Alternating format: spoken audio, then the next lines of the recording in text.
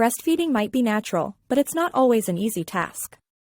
The typical reason breastfeeding hurts is when a baby bites down on the nipple without taking enough of the surrounding breast tissue. If the nipple isn't in his or her mouth deep enough, it will be pinched between the tongue and roof of his or her mouth and will hurt.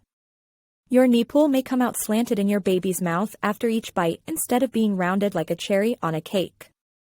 Or nipples may even look white for a few moments as if all the blood has been squeezed out of them. Latching onto the nipple rather than the breast is often called a shallow latch.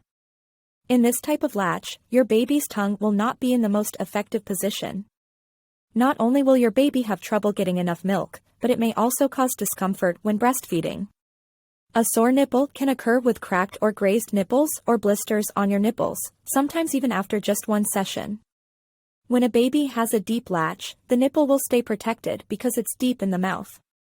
In deep latches, a baby's tongue cups more milk and it is easier to maintain milk supply with a deep latch.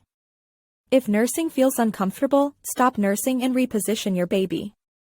Your nipple should be mostly in your baby's mouth when they latch properly. When babies can't latch on correctly, it may feel like a pinch each time they suck. Over time, this can lead to painful nipples or sometimes cracked nipples. If you're experiencing pain during breastfeeding, talk to your doctor or lactation consultant to make sure your baby is properly latched and that they don't have any other concerns. Now, how can I ease breast or nipple pain? Do the following if it's during feeding.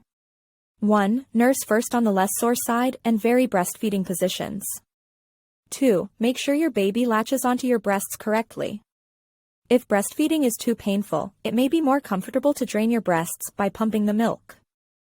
3. If you have sore nipples, talk to a lactation consultant or your primary care provider. They can decide if a nipple shield is right for you. Nipple shields go over the areola and nipple during a feeding to protect against sore, cracked nipples. Generally, they shouldn't be used unless recommended by your hospital team, but they might affect the milk supply. 4. Gently break the suction when removing your baby from your breast. Slip your finger in the side of your baby's mouth, between the gums, and then turn your finger a quarter turn to do so. 5. At the end of a feeding, massage some breast milk onto your nipples, and then let them air dry. Next, do the following if it's between feedings. 1. Gently massage the area of discomfort before nursing. 2. If you're breastfeeding, you should use either wet or dry heat on your breasts before feedings. Wet heat would be a shower, water bottle, heating pad, or warm washcloth. On the other hand, if you have yeast in your breasts, it's best to keep your nipples dry. Sleep as much as possible and stay hydrated.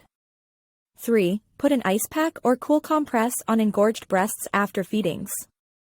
4. Make the area where you feed your baby comfortable. Sit in a glider or cozy chair with armrests, and use footstools, pillows, and accessories to make the space your own. Some women find that wraparound nursing pillows or husband-to-pillows are useful for nursing in bed. Number 5. If breastfeeding is painful or uncomfortable for you, speak to your doctor or a lactation consultant for some help.